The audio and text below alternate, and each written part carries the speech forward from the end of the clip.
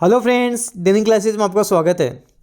दोस्तों, राजस्थान जिला दर्शन में आज हम कोटपुतली बहरोड के बारे में पढ़ेंगे और वही मात्र 10 मिनट में। कोटपुतली बहरोड जो इंपॉर्टेंट क्वेश्चन हम में आगामी प्रतियोगी परीक्षाओं में पूछे जा सकते हैं वो सारे हम कवर कर लेंगे। तो कोटपुतली बहरोड जिला देखते हैं, जो इंपॉर्टेंट चीज़ें हैं, इंपॉर्टेंट फैक्टर वो देखते हैं और लास्ट में इससे संबंधित हम क्वेश्चन से कवर करेंगे। तो चलिए दोस्तों, हम शुरू करते हैं। ये चीज़ें तो अब आपके बहुत ढंग से अच्छे से रट गई होंगी। कौन सी चीज़ें? कि राम लुभाया समिति द्वारा कोटपुतली बहरोड जिले का गठन किया गया। जितने भी जिले बने हैं, केकड़ी, ब्यावर, अनूपगढ़, फलौदी, शाहपुरा, डीडवाना, सलूम्बर, दुदू, सांचौर, कोटपुतली बहरोड, खेरतल, तिजारा, नीम का थाना, डी, गंगापुर सिटी, बालोतरा, जयपुर ग्रामीण, जोधपुर ग्रामीण। कौन सी हम बात करेंगे? कौन सी समिति होगी? राम लुभाया समिति होगी, राम लुभाया समिति। और डेट कब की बात करेंगे तो 7 अगस्त 2023। ये डेट आपको ध्यान रखनी है, 7 अगस्त 2023 आपको ये डेट भी ध्यान रखनी है। 7 अगस्त 2023 को गठन हुआ है, ठीक है। इसके बाद में इम्पोर्टेंट बात करते हैं कि अलवर व जयपुर जिले का पुनर्गठन करके कोटपुतली बहरोड जिले का गठन किया गया। 2 जिले हैं, एक तो हम बात करेंगे अलवर जिला और एक जयपुर जिला। इन जिलों का पुनर्गठन करके कोटपुतली बहरोड जिला बनाया गया है। जयपुर जिला और अलवर जिला, इन दोनों का पुनर्गठन हुआ है, इनसे ये जिला बना है, ठीक है। कोटपुतली बहरोड के प्रथम जिला कलेक्टर कौन बन गए हैं? शुभम चौधरी बन गए हैं। शुभम चौधरी कोटपुतली बहरोड के प्रथम जिला कलेक्टर बन गए हैं। ध्यान देना, शुभम चौधरी बन गए हैं, इंपॉर्टेंट है ये भी। अब इसमें कौन कौन से उपखंड हैं? तो कोटपुतली है, बहरोड है, निमराना है, नारायणपुर है, पावटा है, बानसूर है, विराटनगर है। ये सारे उपखंड इसके अंदर आएंगे। कोटपुतली, बहरोड, निमराना अलवर में आता था पहले, तो अब ये सारा यहाँ पे आने लग जाएगा। ध्यान देना इन चीज़ों को, ये इंपॉर्टेंट चीज़ है। निमराना पूछ लेंगे, वर्तमान में कौन से जिले में निमराना आता है? निमराना क्षेत्र वर्तमान में कोटपुतली बहरोड में आता है। नारायणपुर हो गया, पावटा हो गया, बानसूर हो गया और विराटनगर भी काफ़ी इंपॉर्टेंट है। तो विराटनगर भी अब कोटपुतली बहरोड में आएगा। तहसीलों की बात करें तो कोटपुतली, बहरोड, निमराना, नारायणपुर, पावटा, बानसूर, विराटनगर और साथ साथ ध्यान रखना मानधन भी इसके अंदर आ जाएगा। मानधन भी आपको ध्यान रखना है, साथ साथ मानधन भी इसमें ध्यान रखना है। उपखंड प्लस मानधन बराबर तहसील निकल के आ जाएंगी सारी। पड़ोसी जिलों की बात करें, पड़ोसी जिले कौन कौन से दे रखे हैं? तो पड़ोसी जिले खेरतल, तिजारा, नीम का थाना, जयपुर ग्रामीण और अलवर। खेरतल, तिजारा, नीम का थाना, जयपुर ग्रामीण और अलवर। एक बार देख लेते हैं।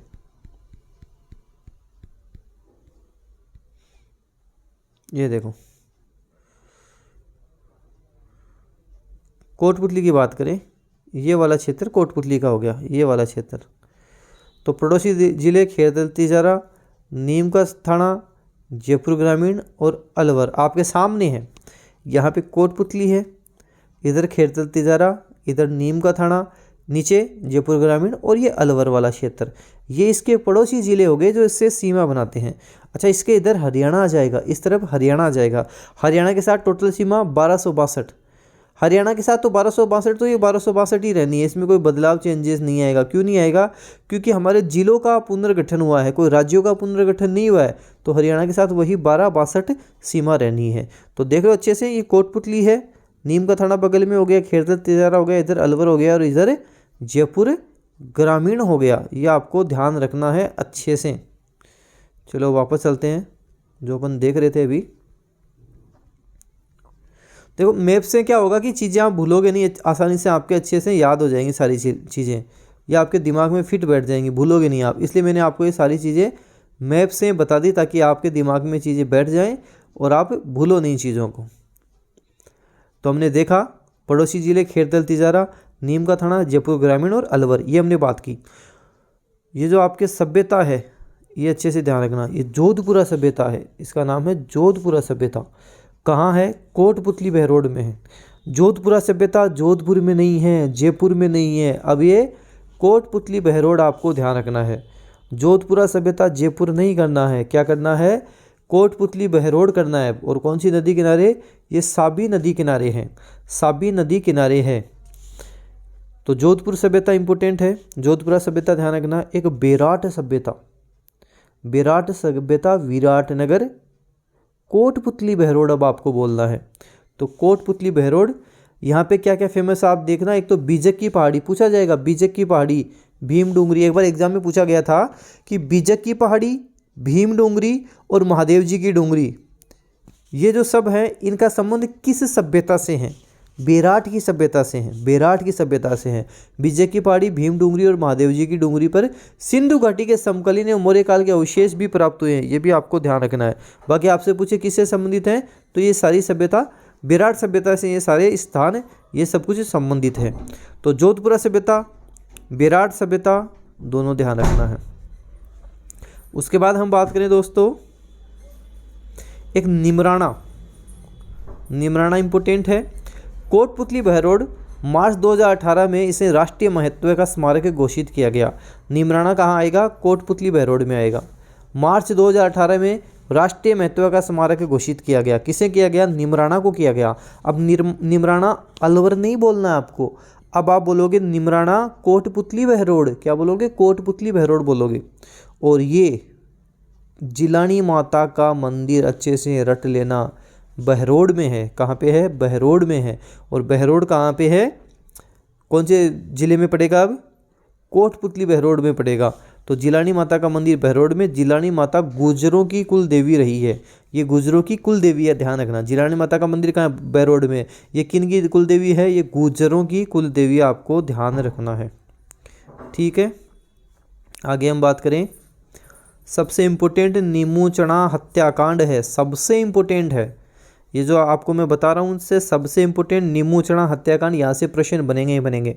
देखो 14 मई 1925, डेट भी ध्यान रखना, 14 मई 1925 नीमूचणा हत्याकांड कब हुआ? 14 मई 1925 को। लगभग 800 किसान कोटपुतली बहरोड के नीमूचणा गांव में इकट्ठा हुए। नीमूचणा गांव अब कोटपुतली बहरोड में पड़ेगा। तो कहाँ इकट्ठा हुए? कोटपुतली बहरोड के नीमूचणा गांव में इकट्ठे हुए। ठीक है, इस सभा पर सैनिक बलों के कमांडर छज्जू सिंह, कमांडर का भी नाम पूछेगा, गोलियां किसने चलाई? छज्जू सिंह ने गोलियां चलाई। किसने? छज्जू सिंह ने। छज्जू सिंह के नेतृत्व में मशीन गन से अंधाधुंध गोलियां बरसाई, सैकड़ों लोग मारे गए। तो छज्जू सिंह का नाम आपको ध्यान रखना है। हत्याकांड कब हुआ? नीमूचणा 14 मई 1925 को हुआ था।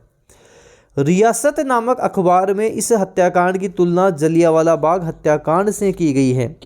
जो रियासत अखबार है इसमें इसकी तुलना जलियांवाला बाग हत्याकांड से की गई है। महात्मा गांधी ने यंग इंडिया, महात्मा गांधी का समाचार पत्र यंग इंडिया, यंग इंडिया में इस हत्याकांड को जलियांवाला बाग हत्याकांड से भी विभत्स बताया और दोहरी डायरशाही की संज्ञा दी। पूछा जाएगा कि महात्मा गांधी ने किस हत्याकांड को नीमूचणा हत्याकांड से भी विभत्स बताया था? किसको? नीमूचणा को। किस में बताया था? अपने समाचार पत्र यंग इंडिया में बताया था, अपने समाचार पत्र यंग इंडिया में बताया था।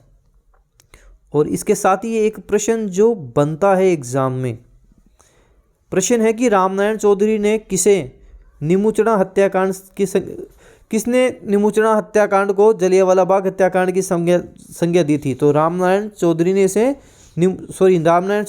नीमूचणा हत्याकांड की संज्ञा दी थी। एग्जाम में पूछा गया था कि जो नीमूचणा हत्याकांड है उसको नीमूचणा हत्याकांड की संज्ञा किसने दी थी? रामनारायण चौधरी ने दी थी। ये प्रश्न आपसे बन सकता है।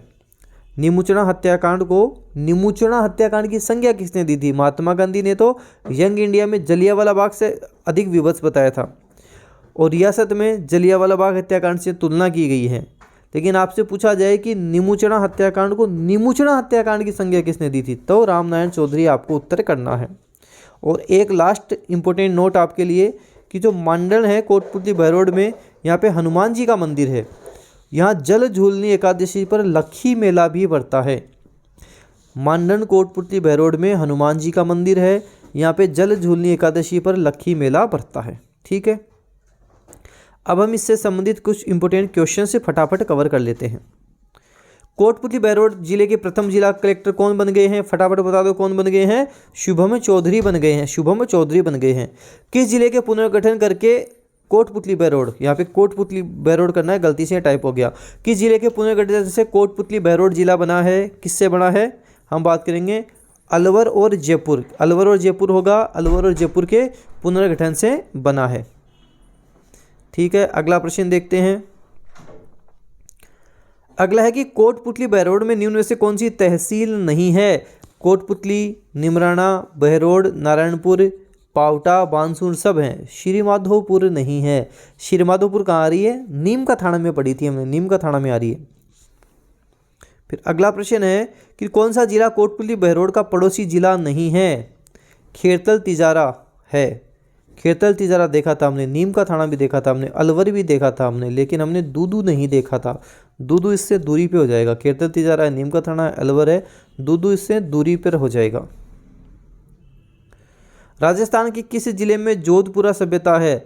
जोधपुरा सभ्यता न तो जोधपुर में है न जयपुर में है, ये तो कोटपुतली बहरोड में है। जोधपुरा सभ्यता कोटपुतली बहरोड में है।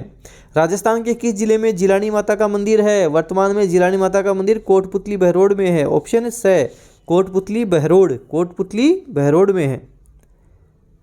फिर है कि निमुचना हत्याकांड राजस्थान के किस जिले में हुआ था। निमुचना हत्याकांड अलवर जिले में नहीं आएगा, अब तो कोटपुतली बहरोड में आएगा, कोटपुतली बहरोड में आएगा। निमुचना हत्याकांड को किसने निमुचना हत्याकांड की संज्ञा दी थी। निमुचना हत्याकांड को किसने निमुचना हत्याकांड की संज्ञा दी थी, किसने दी थी, रामनारायण चौधरी ने दी थी। महात्मा गांधी ने यंग इंडिया में इसको जलियांवाला बाग हत्याकांड से विभक्त बताया था। हमें बात करनी है कि निमुचना हत्याकांड की संज्ञा किसने दी थी, रामनारायण चौधरी ने दी थी।